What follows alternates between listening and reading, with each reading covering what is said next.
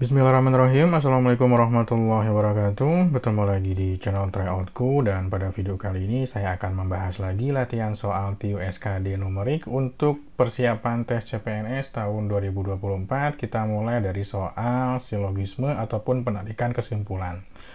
Soal pertama, jika ingin lulus ujian, Budi harus atau wajib belajar dan berdoa ya. Saat ini Budi udah lulus ujian, berarti dia udah tes ya. Kesimpulan yang tepatnya itu ada di pilihan yang A, B, C, D, atau E. Ini jawabannya ada di pilihan yang B ya. Karena dia udah ujian dan udah lulus juga, artinya Budi telah belajar dan juga berdoa ya. Jadi ada kata telahnya di sini. Yang A itu salah. Kenapa? Karena dia telah berdoa supaya ya. Supaya ini menunjukkan bahwa dia itu seolah-olah belum ujian ya, supaya lulus ujian baru akan. Sedangkan yang B itu dia telah belajar, artinya dari kata saat ini Budi lulus ujian, berarti dia telah belajar dan berdoa. Pilihannya ada di pilihan yang B. Lanjut ke soal yang berikutnya. Di sini ada silogisme juga, ada beberapa kondisi. Jika guru matematika menambah jam pelajaran di hari Rabu, nilai siswa banyak yang meningkat. Jika nilai siswa banyak yang meningkat, siswa dapat mengikuti kegiatan ekstrakurikuler ya. Perhatikan ada kalimat yang muncul dua kali ya. Ini biasanya bisa dieliminasi ya. Ini ada yang muncul dua kali, sehingga teman-teman tinggal cek aja kalimat awalnya. Kan ada guru matematika menambah pelajaran di hari Rabu. Saya kasih warna biru. Kemudian terakhirnya siswa dapat mengikuti kegiatan ekstrakurikuler ya. Jadi kesimpulannya tinggal gabungkan aja. Jika guru matematika menambah jam pelajaran di hari Rabu, maka siswa dapat mengikuti mengikuti kegiatan ekstrakurikuler ya. Tetapi pilihan ini nggak ada. Perhatikan kalimat yang D-nya ya. Ini kan kalimatnya sama, cuma dia tuh start dari kalimat atau kata siswa dulu. Jadi dibalik dia. Siswa dapat mengikuti kegiatan ekstrakurikuler jika guru matematika menambah jam pelajaran di hari Rabu ya. Jadi sama, walaupun dia dari siswa dulu ditulisnya, bukan dari jika guru matematikanya ya, tapi sama maksudnya. Nomor 2, jawabannya pilihan yang D.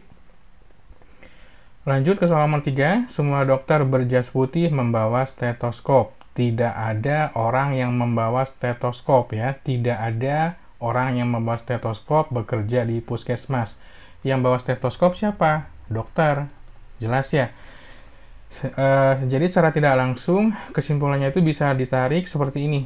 Tidak ada dokter yang berjas putih yang bekerja di puskesmas. Itu ada di pilihan jawaban yang B. Jadi di puskesmas itu tidak ada dokter yang berjas putih ya. Tidak ada orang yang bekerja di puskesmas yang merupakan dokter berjas putih. Memang nggak ada, dalam kalimatnya tidak ada dokter berjas putih yang kerja di puskesmas. Walaupun di sini nggak bilang ya, dia cuma bilang tidak ada orang yang membawa stetoskop. Siapa itu? Yaitu dokter. Jadi jawabannya pilihan yang B. Untuk soal silogisme, analogi, saya tidak memaksakan kehendak saya. Ini maksudnya tuh teman-teman boleh beda pilihannya, cuma berdasarkan redaksi soal yang saya dapat, jawabannya memang ini. Yang satu itu B, yang dua itu D, yang tiga itu adalah B ya. Soal nomor 4, analogi kata. Ada dua buah kata, beras dengan tapai ya. Tapai itu tape ya, kalau bahasa Sunda itu peyem ya. Beras jadi tape sebagaimana apa nih? Apakah apel jadi permen, uang jadi kaya, ban jadi motor, mahasiswa jadi sarjana, atau susu dengan keju ya. Jadi kalimat yang bisa dihubungkan itu seperti ini. Beras itu kalau difermentasi jadi tape, sebagaimana susu kalau difermentasi itu jadi keju ya. Jawabannya pilihan yang E. Soal nomor 5, 5 peserta ujian yaitu Ki, RSTU mengikuti seleksi masuk perguruan tinggi negeri. Nilai TPA mereka sebagai berikut. Nilai U lebih tinggi daripada R, berarti nilai U di atas ya. Ini U, ini R. Kemudian tetapi U lebih rendah daripada S, berarti S di atas. Nilai R lebih tinggi daripada Ki, ya berarti Ki di bawah. Kemudian T lebih rendah daripada Ki, T ada di bawah Ki, ya ini urutannya. Dari data tersebut, peserta dengan nilai TPA tertinggi yaitu S Ya, udah jelas ya susunannya ya. Jawabannya dari pilihan yang C. Berikut ini adalah tabel hasil kebun 1 dan kebun 2 milik Ibu Tuti dalam kuintal ya. Ada hasil kebun 1, kebun 2, kemudian lanjut lagi jika separuh hasil 2 rusak. Ini yang rusak nih. Separuh itu setengah berarti kan? Ya, kebun 2-nya rusak. Kemudian dia nanya jenis buah apa yang paling sedikit dipanen dari kedua kebun. Berarti nanti ditotalkan akhirnya ya. Kalau setengahnya rusak berarti yang bisa dipanen ini 10 ya, yang ini 15, yang ini 10 juga, yang ini 5, yang ini 10 karena setengahnya. Kemudian teman-teman nanti jumlahkan yang saya kasih tanda warna biru dengan yang warna biru juga. Kita jumlahkan, ini jadi 20, ini jadi 30, ini jadi 30 juga, 30, ini jadi 25 ya. Jadi di antara pilihan manggis, jeruk, nanas, pepaya, jambu yang paling kecil ada di pilihan jawaban yang manggis ya, yaitu pilihan yang A. Ada soal nomor 7 tentang deret. Perhatikan di sini ada 4 ke 7, 7 ke 13, 13 ke 25 dan ke 49 dan seterusnya. 4 ke 7 ini ditambah 3 ya. Kemudian 7 ke 13 itu dia ditambah 6 kan. Kemudian 13 ke 25 itu dia ditambah 12. Teman-teman perhatikan polanya. Plus 3, plus 6, plus 12 ya. Artinya ini dikalikan 2 kan. Kemudian 25 ke 49 dia ditambah 24. Gitu. Berarti dari 49 ke angka berikutnya ini 24-nya teman-teman kalikan 2 yaitu di 48. Hasilnya adalah 97, ada di pilihan jawaban yang C. Lanjut soal nomor 8. Di sini ada deret lagi, cuma yang ditanyakan di tengah-tengah. Sebagai informasi, ini deretnya 2 pola ya atau 2 larik yang digabungkan menjadi satu barisan. Perhatikan angka 4, ini angka 14, kemudian ada angka yang kita cari dengan 74. Ini anggap pola yang pertama, saya kasih tanda warna merah. Yang 7 dengan 17 ya, 7, 17, kemudian ke 37 itu dia pola yang keduanya. Jadi ada 2 pola yang digabung ya. Perhatikan angka 4 ke 14 itu teman-teman plus 10 ya. Kemudian dari 14 jangan dilihat dari angka yang warna merah deh ya, yang warna biru dulu deh. Ya, dari 7 ke 17 ya, itu dia tambah 10 kan. Kemudian dari 17 ke angka 37 dia plus 20. Jadi udah ketebak tuh, plus 10 plus 20. Berarti ini pun sama. Dari 4 ke 14 plus 10, dari angka 14 ke angka berikutnya itu plus 20. Yaitu dari 34. Nah, dari 34 ke angka 74 itu dia plus berapa? Plus 40 ya. Jadi dikalikan dengan 2 kalinya ternyata. Plus 40. Gitu ya. Jadi perhatikan plus 10 ya. Nah, 10 ini nanti dikalikan lagi jadi 2. Perhatikan yang saya cetak tebal. Dikalikan 2. Ini pun dikalikan 2 jadi plus 40. Jadi cocok dia, jadi plus 74 akhirnya. Tapi soalnya yang angka tengah sini nih, yang 34. Jawabannya pilihan yang B. Nomor 9, ini soal SBMPTN ya. Bisa masuk juga nanti di CPNS. Jika 2B plus setengah AB sama dengan 2, maka berapakah nilai dari 4B plus AB? Perhatikan, kita nggak usah nyari A-nya berapa, B-nya berapa. Teman-teman cukup diakalin aja dengan cara, gimana caranya si angka ini, ya. Si angka ini tuh kalikan dengan suatu angka, ya, yang nanti hasilnya tuh jadi 4B. Ini kan 2B, ya. Pengen jadi angka 4B, dia kali berapa? Kali 2. Ini kalikan 2 semuanya. Jadi udah ada clue-nya kan, 4B di sini. Kalikan 2 semuanya, berarti yang 2B, kalau dikalikan 2 kan jadi 4B. Yang setengah AB dikalikan 2, ini jadi hilang nih, jadi 1 kan, jadi AB. Sehingga angka yang 2 pun, teman-teman kalikan 2, jadinya 4. Jadi tanpa mencari nilai A-nya berapa, B-nya berapa, udah bisa dijawab ya, jawabannya adalah pilihan yang B, yaitu 4. Soal nomor 10, ini udah pernah saya bahas di lab sebelumnya juga, cuma kita bahas ulang dengan beberapa breakdown pertanyaan ya.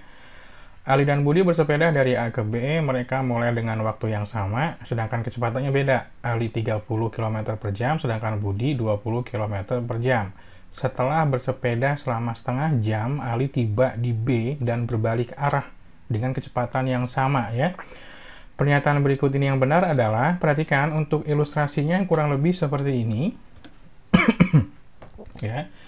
Jadi ini ada beberapa pernyataan, kita akan coba cek jarak A ke B adalah 10. Perhatikan yang udah sampai ke B itu kan Ali. Berarti kan kita bisa cari dari kecepatan Ali ya. Jadi jarak AB itu sama dengan kecepatannya Ali. Kecepatan Ali, teman-teman kalikan waktunya. Ya, yaitu kecepatannya kan 30 per jam dikalikan waktunya setengah jam ya, jadi 15 km. Jarak AB harusnya 15 km, itu ada di pilihan yang B, yang lainnya udah pasti salah ya. Kita coba cek dalam waktu setengah jam Ali sudah menempuh jarak 10 km ya. Bukan, tapi 15 km ya. Kemudian dalam waktu setengah jam, Budi sudah menempuh 15 km. Kita coba cek yang jarak Budi ya. Jarak tempuh Budi. Berarti kecepatannya Budi dikalikan waktunya. Waktunya sama, setengah jam ya. Kecepatan Budi kan 20 km per jam. Kalikan waktunya setengah jam, berarti dia 10 km. Jadi dari A ke B itu 15. Dari A ke posisi Budi itu 10 km ya. Jadi selisihnya sebetulnya dia cuma 5 aja, 5 km ketika nanti Ali berbalik ya. Nomor 10 jawabannya yang B. Kita lihat nomor berikutnya. Soalnya sama, dia nanya waktu yang diperlukan oleh Ali dan Budi untuk berpapasan. Perhatikan ya, saya pertebal ya. Sedangkan jarak Ali dan Budi itu ya 5 km kan. Ini ilustrasinya seperti ini. Perhatikan ya, ini kan A ke B kan 15, sedangkan A ke Budi itu 10, berarti jarak Budi dengan Ali ketika Ali dia berbalik arah, dia cuma sekitar 5 km aja. Oke, waktu papasan itu rumusnya adalah jarak, kemudian dibagi kecepatan 1 ditambah kecepatan kedua ya. Jaraknya itu berapa? 5 km teman-teman ya. Jarak Ali Budi kan 5 km ketika si Ali-nya berbalik arah ya. Jadi 5 per 30 ditambah 20. Ingat, ini satuannya masih dalam bentuk jam. Ya, ini kita perkecil bagi 51 bagi 510. Kalau misalkan dia pingin ke bentuk menit, tinggal kalikan aja dengan 60. 1 per 10 kalikan 60 menit, ini diperoleh waktu 6 menit. Jawabannya ada di pilihan yang A ya. Lanjut lagi ke soal nomor 12. Ini sekali lagi pernah saya bahas di video lab sebelumnya ya, cuma saya buat menjadi 3 soal ya.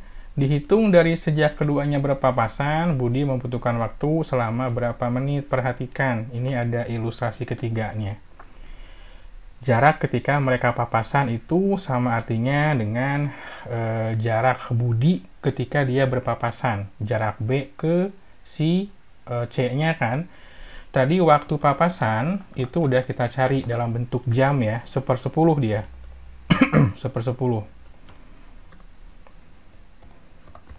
Ya, 1/10 jam berarti sekarang kita kasih tahu jaraknya. Jarak B ya. Jarak dari B ke papasan itu adalah waktu kecepatan si Ali ya, karena kan yang berbalik arah kan Ali, kecepatan Ali kalikan dengan waktunya, waktu papasannya. Jadi sama artinya dengan 1/10. 1/10 dikalikan dengan kecepatannya dulu ya. Kecepatannya si Ali itu kan 30 tadi. 30 kalikan dengan 1/10 yaitu 3 km. Jadi si Budi ini untuk menuju ke B dia jaraknya sekitar 3 kilometeran lagi ya.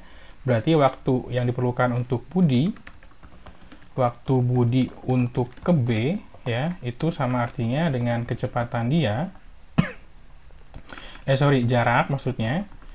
Jarak papasannya ya, jarak yang tadi, yang jarak dari B ke papasan, itu dibagi dengan kecepatan. Ya, kita coba langsung hitung aja, jarak dari B ke papasan kan 3 ya. 3 dibagi kecepatannya si Budi itu kan 20. Ini dalam satuan jam, gitu. Teman-teman bisa kalikan langsung dengan 60 supaya dia jadi menit.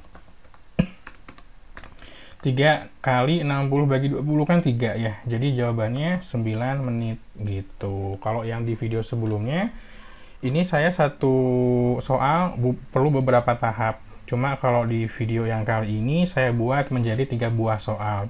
Ilustrasinya sama, cuma beda pertanyaan akhirnya aja. Tapi step by stepnya dapat gitu ya. Kita coba lanjut lagi ke soal nomor 13 ya. Kita akan coba ke soal nomor 13. Diketahui A per B sama dengan 4/5 dan C per B sama dengan 2/1. Berapakah nilai dari C per A? Perhatikan ada dua variabel yang muncul dua kali, yaitu variabel B ya, nilainya 5, dan satu lagi nilainya 1. Untuk mencari nilai C per A, ini nggak boleh langsung ambil nilainya. Caranya, samakan dulu variabel yang muncul dua kali ya. Kita samakan yang B-nya 1 supaya jadi angka 5 ya. Berarti yang C per B kita coba modifikasi lagi. Karena dia ingin jadi angka 5 ya, sesuai dengan variabel yang satu lagi, kita kalikan 5/5. Kali 5, ini pun kali 5, karena harus adil gitu ya. Atasnya jadi 10, bawahnya jadi 5, jadi 10/5 gitu. Nah, sekarang soal menanyakan C per A. C per A itu ya tinggal ambil aja angkanya ya. C-nya kan 10, kemudian A-nya berarti 4 ya. 10/4 itu sama dengan perkecil ya, bagi 2 dapat 5, 4 bagi 2 dapat 2. Jadi 5/2 itu sama dengan 2,5 teman-teman. Jawabannya ada di pilihan yang E. Kalau teman-teman pilih yang A itu jebakan. Jadi nggak boleh langsung ambil A-nya jadi 2/4 tuh nggak boleh ya. Nggak boleh langsung. C-nya kan 2, A-nya 4, jadi 2/4 tuh nggak boleh. Harus samain dulu variabel yang muncul 2 kali ya. Lanjut ke soal nomor 14. Di sini ada dua variabel, ada X dan Y. Ini mirip dengan kuantitas ya. Teman-teman bisa cari tahu dulu X dan Y-nya berapa. Kalau saya boleh pakai substitusi, boleh ya. X plus Y ini kan sama dengan 5, berarti nilai X-nya sama dengan berarti 5 dikurangi Y ya, karena pindah kan, ini persamaan 1. Kita anggap X plus 2Y itu sama dengan 7, kita anggap ini persamaan yang kedua ya. Jadi substitusi persamaan 1 ke persamaan 2. Kita ganti nilai X plus 2Y ini, X-nya kita ganti dengan 5 min Y ya. Kita ganti X-nya dengan 5 min Y ditambah 2Y sama dengan 7. 5-nya pindah ke kanan, min Y tambah 2Y sama dengan Y, berarti 7 dikurangi 5 ya, pindah ruas sama dengan 2. Y-nya ketemu 2. Tinggal X-nya. X itu kan sama dengan 5 dikurangi Y kan. Berarti ini 5 dikurangi 2 sama dengan 3. Ya. X-nya 2 salah. Y-nya 3 juga salah ya. Ketukar dia kan. Perhatikan X dikali Y bukan 12. Kemudian X per Y juga bukan angka 2. Coba teman-teman cek X kurang Y apakah betul sama dengan 1. Ya, kita akan coba cek hasilnya. X kurangi Y itu berarti X-nya 3, Y-nya 2 ya, sama dengan 1. Ternyata betul, jawabannya pilihan yang D. Perbandingan uang Ali, Budi, dan Cici adalah 2:3:5. Jika jumlah uang mereka 45.000, maka selisih uang Budi dan Cici adalah berapa? Perhatikan jumlah perbandingan ya. Jumlah perbandingan itu kan sama dengan 2 ditambah 3 ditambah 5 sama dengan 10. Sedangkan selisihnya antara Cici dengan Budi adalah 5 dikurangi 3 sama dengan 2 ya. Jumlah perbandingan ini 10, tapi dia nilai real yang diketahui berapa? Realnya adalah 45.000. teman-teman bisa pakai yang ditanyakan per diketahui kan, ditanyakan selisihnya 2, diketahuinya 10, dikalikan dengan yang diketahuinya 45.000 ya. Nolnya coret 1 ya, tinggal 2 kali 4.500 sama dengan 9.000, ada di pilihan jawaban yang B. Nomor 16, jika harga 3/4 kodi pulpen adalah 60.000, maka berapakah harga 9/4 lusin pulpen dengan jenis yang sama? Pulpennya sama berarti ya. 3/4 kodi itu teman-teman ubah dulu ke bentuk satuan buah, satuan pulpennya ya, yaitu 3/4, satu kodi kan sama dengan 20 buah. 20 bagi 4 itu 5, 5 kali 3 itu 15, jadi 15 buah ya. Sedangkan yang 9/4, satu lusinnya itu dia 12 ya. Jadi ini 9/4, teman-teman kalikan 12 buah ya, 12 buah. Nanti tinggal dihitung aja, 12 dibagi 4 itu 3, 3 kali 9 itu 27. Jadi kita bisa bandingkan langsung sekarang. 15 buah harganya 60.000, kalau 27 buah harganya berapa gitu ya. Ini perbandingan senilai, tinggal dibandingkan aja tanpa proses pembalikan ya. Jadi 15 per 27 sama dengan 60.000 per X ya. 15 dengan 27 teman-teman bagi dengan 3 boleh ya, bagi 3 aja ya. 15 bagi 3 itu adalah 5, 27 bagi 3 itu 9 ya. Kemudian 5 dengan 60 juga bisa, ini bagi 5 dapat 1, ini dapat 12. Jadi X-nya 9 dikalikan 12.000. Hasilnya adalah 108.000 ya, ada di pilihan jawaban yang D. Nomor 17, suatu proyek renovasi rumah diprediksi bisa selesai dalam waktu 24 hari jika dikerjakan oleh 21 pekerja. Setelah 14 hari bekerja, proyek diliburkan selama 3 hari ya. Jika proyek tersebut ingin selesai tepat waktu, berapakah banyaknya minimal pekerja yang ditambahkan? Perhatikan, tambahan pekerja itu rumusnya adalah pekerja awal dikali banyaknya hari libur dibagi dengan sisa harinya. Sisa harinya berapa lagi? Awalnya kan ada 21 pekerja kan? Hari liburnya dia selama 3 hari nih. Ada keterangan selama 3 hari nih ya. Saya coba pertebal. Dikali 3 hari. Kemudian sisa harinya perhatikan dari 24 hari. Dia udah kerja 14 hari. Diliburkan selama 3 hari. Pasti ada hari yang kebuang kan? Jadi sama dengan 21 dikali 3, perhatikan 24 dikurangi 14 itu 10, 10 kurangi 3 itu adalah 7. Kalikan dulu boleh, 21 dengan 3, 63, kemudian bagi 7 dapatnya 9. Ini tambahan teman-teman ya, jadi nggak usah dikurangi lagi, karena udah tambahan berarti jawabannya langsung ke pilihan yang B. 18, kemarin ada yang request soal peluang atau kombinasi ya. Di sini di dalam suatu ruangan terdapat 4 orang, berarti N-nya sama dengan 4. Jika mereka saling bersalaman, berapa banyak salaman yang terjadi jika setiap bersalaman hanya dengan satu orang yang sama ya. Jadi nggak boleh double dia. Ini ada rumusnya. Jadi banyak salaman itu sama dengan N dikalikan N negatif 1 dibagi 2 ya. N-nya 4 dikalikan N-1 berarti 3 dibagi 2 ya. 4 kali 3 12 bagi 2 sama dengan 6. Ada 6 salaman di sini ya, atau jabat tangan. Nah, sekarang saya akan coba hitung secara manual. Anggap aja ada A, ada B, ada C dan D ya. Kita coba cek manual. A salaman dengan B ya. Ini sama artinya dengan B salaman dengan C. A salaman dengan C, B dengan A maksudnya. B dengan A ya. Kemudian A salaman dengan C sama artinya dengan C salaman dengan A. Kemudian A dengan D sama artinya juga D dengan A ya. A udah beres, lanjut ke B. B dengan C itu sama artinya dengan C sama dengan B. Kemudian C salaman dengan D sama artinya dengan D salaman dengan C ya. Terakhir yang C salaman dengan D. Kalau kita hitung manual, ini ada 1, 2, 3, 4, 5, 6 ya. Sama aja ya jawabannya ya. Ini sengaja saya buat 4 orang karena biar mudah untuk kita demokan ya. Sorry bentar. Ini harusnya B dengan C, B dengan D. Sorry, ini B dengan D harusnya. B dengan D sama artinya dengan D dengan B ya. Mohon maaf ada kesalahan penulisan tadi. Terakhir C dengan D sama artinya D itu salaman dengan C gitu ya.